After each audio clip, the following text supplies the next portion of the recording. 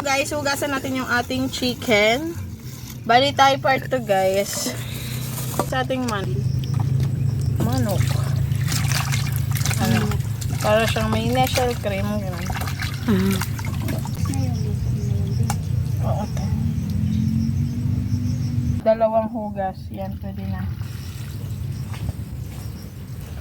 Kasi wala siyang tubig talaga guys.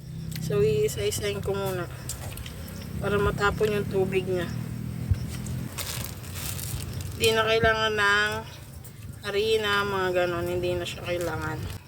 Kaya ano, lagyan din pala natin siya guys ng oyster sauce.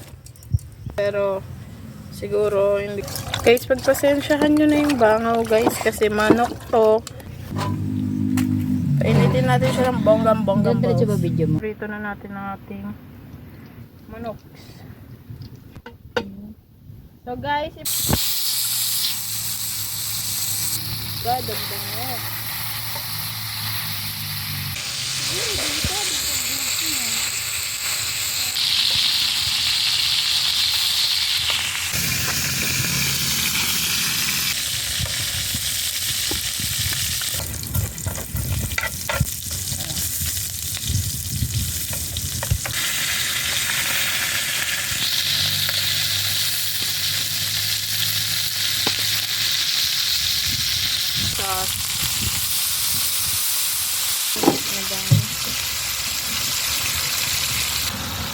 Pepper lang pala. Hindi siya puro adobo lang. Gumakarap ng ganito sa kayo. Mga Dres.